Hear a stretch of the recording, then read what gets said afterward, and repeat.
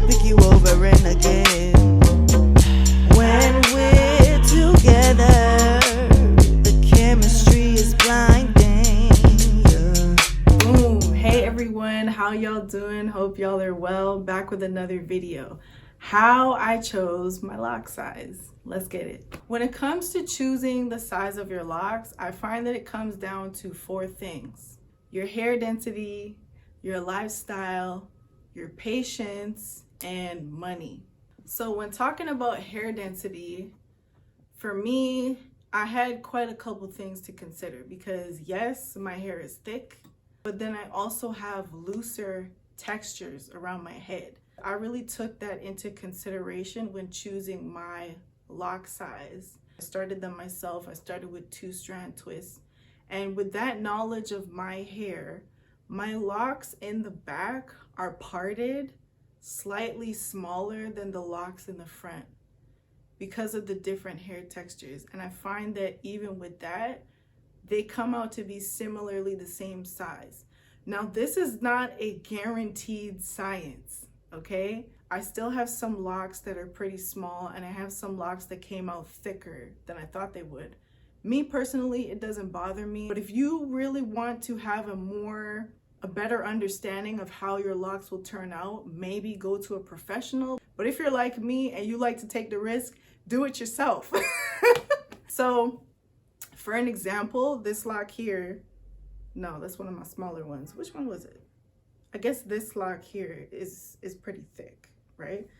And then if I take a lock from the back, like this one, put them together, you can tell like they're pretty much the same size. But then in the back, I have some that are really small. This one here is from the second row. One from the middle of my head is pretty small. This is from right above my ear. I didn't really take the hair around my ears into consideration, but once I saw my hair starting to lock and transform, that's when I realized, oh yeah, the hair around my ears is a pretty loose texture. That's why these locks are smaller, you know? So, but again, it doesn't bother me. I like that I have different sizes going on, but most of my locks are pretty close to being the same size. So when it comes to hair density, that is something to keep in mind if you have different textures. If you have all around the same texture, you also need to keep that in mind. For example, if you have fine hair and you want thick locks, you want to go for bigger parts so you can have more hair in each lock and get that thicker look. If your hair is on the thicker side and you don't want your locks to be too thick, then you want to opt for smaller parts. One way to have an idea of what the size of your locks is going to be is to look at the part itself, the width of the part. So if I take this one right here, I had a wash since my last retwist, so I don't know how well you're gonna, maybe I'll just palm roll it. This is not how I maintain my locks, but for the sake of the video, okay, so you see the width of this lock, right?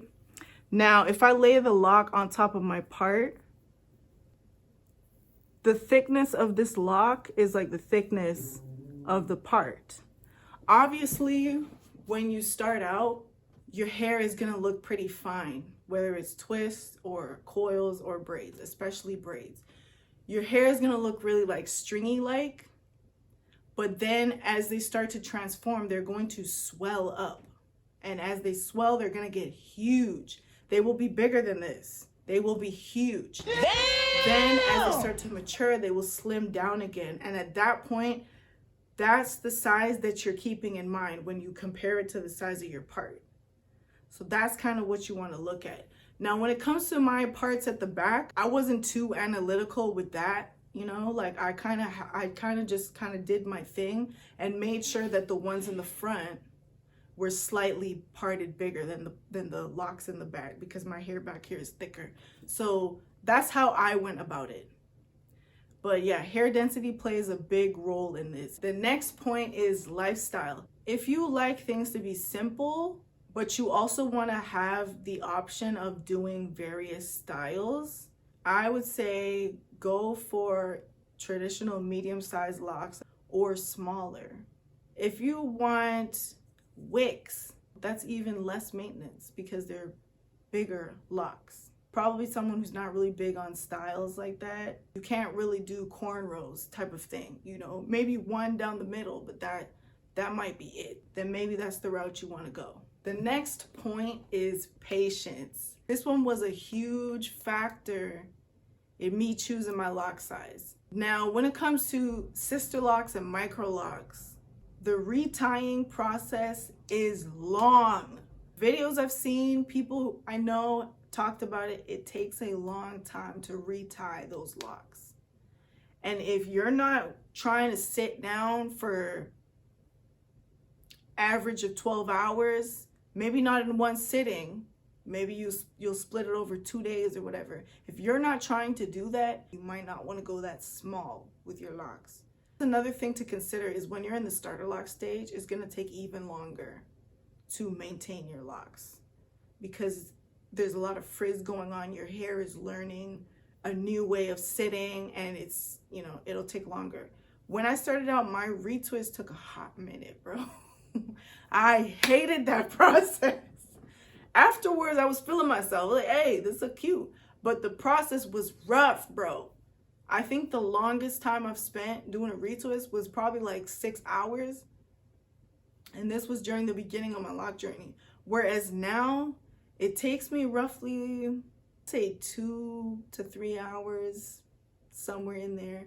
And that depends on what kind of retwist I'm doing. If it's the kind of retwist where I'm going in there blind, I don't really care how the parts look, it's probably more like the 2-hour mark. But if I'm going in and I'm cleaning up parts, it takes a little bit longer. Now, obviously, if you have larger locks like wicks, that's not going to take as long as it would take someone like me with my locks. So that's something to think about. The patience is huge. The last deciding factor for me in choosing this size of locks was money. I didn't really think about this one too much, but for you, if it's a big deal, you want to think about it quite a bit. Now, getting micro locks or sister locks installed, it's very calculated because they're installing a grid on your head, vertically and horizontally clean looking. That takes a lot of time. That's very expensive. Off the top of my head, I'm not really sure how much that would cost, but I know it costs a pretty penny to get that done. Now, you could do it yourself, but that's if you're willing to sit for numerous hours doing that installation, because you would have to be ensuring essentially that you're making that grid pattern. It can be done, but if you're not willing to spend the time to do that, then you have to be willing to spend the money to have someone else do the install. So patience and money, they kind of tie in together a little bit.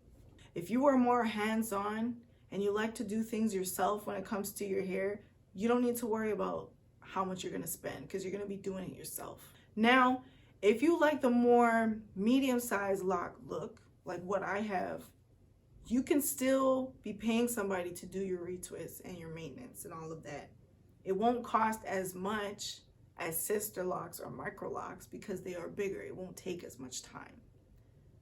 But that doesn't mean it's cheap. And the same thing goes for wigs. The smaller your locks are, the more you're going to spend because it's more time consuming. So these 4 factors are things that you have to consider. And with that, thank you for watching this video. I'll see you in the next one. Bye.